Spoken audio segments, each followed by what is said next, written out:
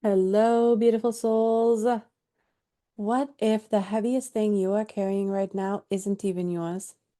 It's that pattern of fear or anxiety or guilt that just keeps popping up no matter how many tools you try, no matter how often you try to address it, it still persists. Well, that pattern could have been inside of your cells before you even came here, or before you even potentially thought of.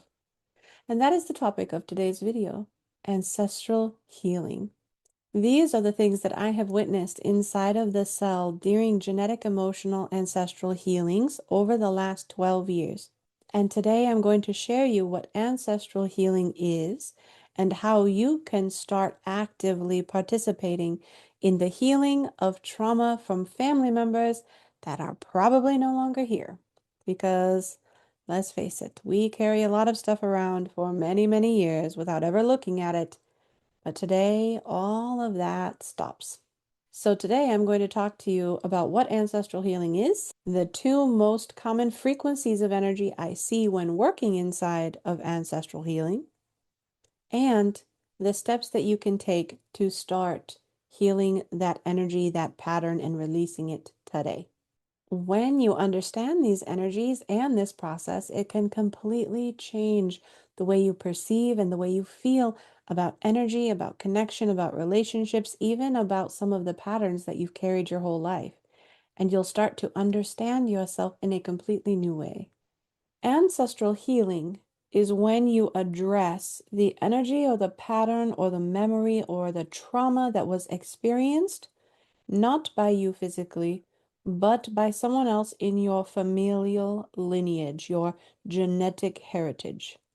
Now, the trick about ancestral healing that I observe inside of the cells of the physical body is that the genetic memory, for those of you who are adopted, could be carrying genetic trauma for people that you have not met, nor have you ever will meet, or potentially people that you established relationship to later in life. And you could still carry the patterns of their trauma. In the magic of ancestral healing, as you start to process those patterns, that trauma, that experience that someone else experienced, potentially several generations prior to you being here in this physical body, you not only heal that for yourself, but you heal that in all of the past experiences through dimensional space and time, thereby healing backwards in time, your family line, and healing forward in time, those coming after you. It is one of the most powerful focuses that you can shift into as you're on your spiritual journey, your personal growth journey, or your journey in relationships with others. I have been doing this work for almost 15 years, and there have been many experiences, one of which I'm going to share with you at the end of this to really show an example of the influence that some of these previous genetic, ancestral, traumatic moments can really have in shaping your reality.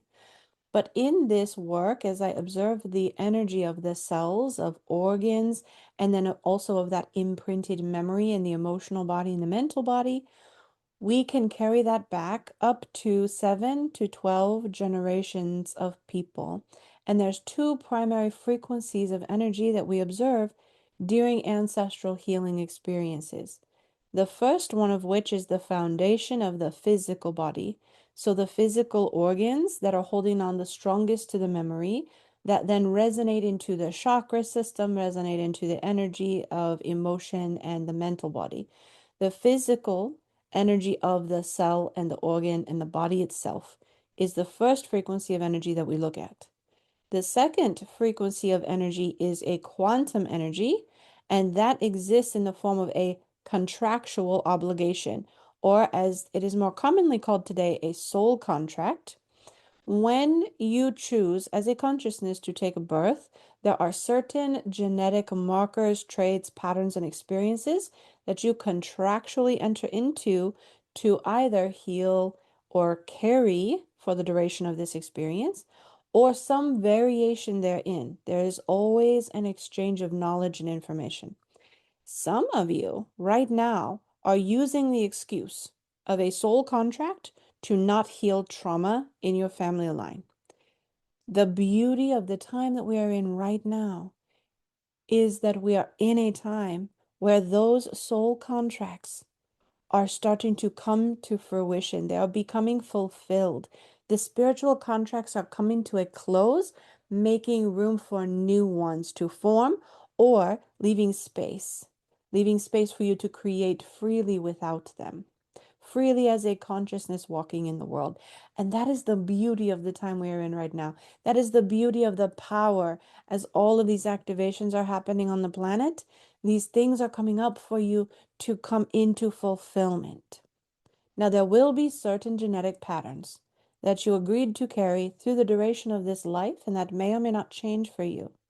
But for the vast majority of soul contracts, as it pertains to ancestral healing, they are coming to fruition. Those born between 1982 and 1992, we are the carriers. We are the ones that said yes. We're the ones that said, I'm going to heal this.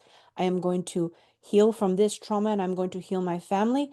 And this pattern ends right now in this space, in this time, in this world with me. And that is such a powerful place to be in the world. That is such a powerful place for your consciousness to exist right now, knowing that you have that ability, that you have that power. Now, the question is, where do I start? Where do I start to become aware of when something is being driven by an unhealed ancestral pattern rather than a pattern that I chose or that I developed since being here? And it's very, very tricky. But the ability to work with ancestral energy is in acknowledging that it doesn't start with the cell. It doesn't start with internal physical energy. It starts in the emotional body. It starts with feeling. And then it starts with a thought. Because emotional energy and mental energy are very, very close together. They're often merged visibly in the auric field. And as they connected together, they feed off from each other. And you can follow a line of energy of emotion to a thought. And then that thought, that emotion, that pattern it shares, you can trace it into the chakra system and then into the physical body symptom to find where in your physical body it is rooted, it is connected, and then address that root. I use the example often of shame or guilt because those patterns are floating in the emotional body. They tend to be very, very strong and make very clear lines because your body and even your emotional body, your mental body want to show you where to heal it. It wants to be seen, it wants to be acknowledged. Your body wants that expression to be free. And so when you trace the moment in time from one emotional pattern to a mental pattern, you will find that it carries inside of the body very similarly, and you'll be able to find where it is anchored, where it is rooted. And I have a step-by-step process for uprooting or finding the source origin of those patterns, and I will be sharing that with you over a series of things. And if you desire more help and more experience, it is important to understand that your ability to identify and move through and heal generational ancestral patterns, for me, it did not start in the energy of the cell. Because when I was introduced to this body of knowledge through an ascended master who brought me to a place, who showed me how emotional energy was imprinted into the DNA, into the genetic expression, they shared with me in that moment also the ability to see and perceive energy on the cellular level. That is not where it started. For me, in observing energy, it started in the emotional body and in the mental body. And I could look at the mental body or the emotional body and I said, oh, there's guilt there. There's a guilt thread. And I would grab that energy of guilt and I would say, oh, what are you connected to? Because the energy is only information. You ask a question, it will give you an answer from this energy. And I would say, oh, where is this guilt connected to? And it would turn into a thread. And that thread would swirl around through the emotional body. until finally making its way through the mental body. And I would say, okay, where are you coming from? Where are you anchored? And I would follow it into the chakra system. And then it would go into the chakra system. And I would say, okay, where are you anchored in the physical? And then it would show me, it would light up an organ or the nervous system or the respiratory system or the cardiovascular system. That is how it starts. It starts with a feeling and asking the right question and then following the thread and then communicating with your body. This is safe space. I take care of you. You are my gift. You are my beloved. I will take care of you. Let's give back this pattern that is not serving us. Let's heal from this experience that maybe did not happen to you. And allowing your body to catch up with you, to catch up with your mind, to catch up with your awareness. And in this practice, you will develop a greater sense of awareness of your energy body, your systems, but also your thoughts and your emotional patterns, the one that are super persistent in your experience. You will come to understand yourself embarking on these processes. And it's not for everyone. Not everyone is going to be in the place and time in their journey where they're going to say, yes, this is for me, and this is where I'm going next, and this is how I desire to develop. But if you're watching this with me right now, then you are ready. No question, no question, no doubt. You are ready. You are ready to take the next step in breaking out of the limitations that the lineage that you've experienced has kept you inside of. You are ready for this. You are ready for that step. And it's so profound. And I am so excited that you found this. I'm so excited that you're here. I'm so excited that you, in this moment in time, are working and thinking on this topic. I want to share with you one of the experiences that will continue to stick with me for the power of this kind of work and the power of perception. Because as you do this type of work, your power of perception cannot help itself but to grow and expand inside of the experience, to broaden your knowledge of awareness and your perception of energy in subtle ways and in very profound physical ways. And as I was doing this body of work, I offered this work in a public setting where I had a workstation and people would come in and they would ask me one question. My groundwork for this is it's a very high frequency.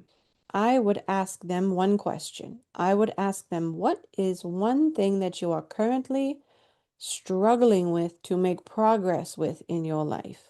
What is that one thing? If I could look at your ancestral genetic memory and see the connection, what is the thing you're struggling with right now in your life? And I had this woman come to me. She was maybe late 60s, and hers was a stagnation. She was a very lonely person, and she was very successful in her career, but she wanted more. She wanted to move locations and she wanted to find partnership because she had been feeling very lonely and very isolated. And I said, okay, if this is something that you're feeling limited in, I'm going to look at your body and ask your cells, what is it carrying that is producing this feeling, this experience in your life? And as I sat there and I opened the cell and I asked that question, I saw a horse jump out of this tiny little cell. It was a beautiful quarter horse jumping out of the cell, followed immediately by this beautiful white farmhouse with the big wraparound porch and this big, beautiful type of oak or willow tree. It was very big and robust, and it was a very beautiful shade tree, followed by this image of a woman who was standing on that porch, leaning up against one of the pillars on the porch by the steps, smoking a cigarette and pondering her position in life. And as I watched this image pour, as the cell shared with me what it was holding on to limit this scene unfolded. And this woman was very lonely, and she was sent away to this ranch, to this farm, where she did not like that quarter horse. It was temperamental and it was smelly and she didn't like it, but she didn't like her position in life. She was sent away to this farm And she was resigned that it was a part of her experience, and it was resigned that it was what she felt best for the family because she was the black sheep of the family and she wasn't falling into line. And so they sent her away. They sent her away from the family to be hidden in the world, to just do work on this ranch. And she was very isolated and she was very lonely. She was very rejected. And I could see so clearly from the expression of this cell how this individual held on to that resentment and held on to that loneliness and held on to the disconnection in her life to the extent where in this person now, whenever things would start to come up and get close emotionally, she will reject it. She will remove herself from it. If it feels too good, it cannot be right. And so it created this pattern of isolation and loneliness for her. And as I was sharing this with her, and I told her in the way that I told you now, she was baffled. She didn't understand why there would be a horse and a house, and everything was so very visually detailed to then include the emotional imprint of that experience. And I said, well, who in your life was sent away to go work on this farm? And it was her great grandmother. Her great grandmother was sent away to go work on a farm, to be away from the family during her midlife, where they didn't want her, they didn't want to re-engage with her. She didn't know the whole story of why. She only knew about these grand story about her great grandmother that was sent away to go work on this farm. And I connected the dots for her that this is what was happening and that this was the pattern that would continually play out. And if she addresses it and heals from it and finds ways to navigate it in her life, that it would heal and release from the body. Because in that moment, not only was I observing it, but I asked her body to give me the energy of that limitation. Give it to me, that you don't need it. I will carry it for you. And when I carry it, I transmute it, I changed it, I took it and then ignited the memory of the cell to be in its quantum state, its pure state, its connected state, and put that energy into the body. And you can do this for your process. You can do this for your body. And I have many experiences like that one, where you could not fathom what ancestor, what parent or grandparent experienced something that has influenced the way you show up in the world so intrinsically. I wish to leave you with something that took me quite some time to fully understand and integrate. When I came here in this life, in this world, with this experience, with this body, with this brain, I did not have this great awakening moment or experience. I did not have a sacred ceremony or a plant ceremony that just blew my world wide open. I didn't suffer from a traumatic accident or a traumatic brain injury and then woke up remembering things. I came into this world to remember. And the way that that has colored my experience meant that it happened in this layer after layer after layer of experiences being peeled back, being honed in, being more focused. It did not happen overnight for me. It was an unfolding. It was an unfolding process of remembering who I am, why I'm here, where I came from, what my purpose is. And no moment of accident or trauma woke it up in me. It was a deliberate, conscious and unconscious focus for my whole life. As I was willing to let go, as I was willing to surrender my identity, my ego, my mind, my experiences, as I was willing to surrender into the depths of my consciousness, my soul, who I am, then it started to become easier. It started to become simpler. Things started to become clearer. This is also what is available to you, how it can happen for you. Because we came here to remember that we are a soul, that we are having this expression, that we are this miraculous, amazing being of light, having this experience on earth, seeing the sun, seeing the plants, having this relation with our body and our physical self. You are not just healing yourself, you are the pivot point for your whole generation and the generations that came before and after you. And you did not find me by accident, and I am so happy you're here. Thank you for being here. Thank you for being a light in the world. Thank you for taking the time to listen, to be present, to be aware, for this tiny reflection of self. So, what are you holding on to that you're ready to be free of? Go find it. Thank you so much for watching. For more videos that support you in your journey, whether it's spiritual, ascension, consciousness, stepping into your full potential as an embodied soul in this world, I'll be sharing new videos each week very soon. So be sure to like this video, interact with this video. Every little bit helps. And don't forget to subscribe and turn on your notifications. That way you know anytime I upload a new video. If you want to begin something right now, I have a free library that I call Elevate. It's free for everyone, and you can check out all of the links in the description or in the comment section, and you can click it and go straight to a pre-recorded library of meditations, of audios, and educational videos, all centered around your spiritual work of ascension and energy healing. And if you desire to go deeper and are looking for a guide to help you in this work, you will also find the link to contact me in that library. Thank you for being here. Thank you for being a light in the world. Thank you for showing up every single day. And I'll see you in the next one.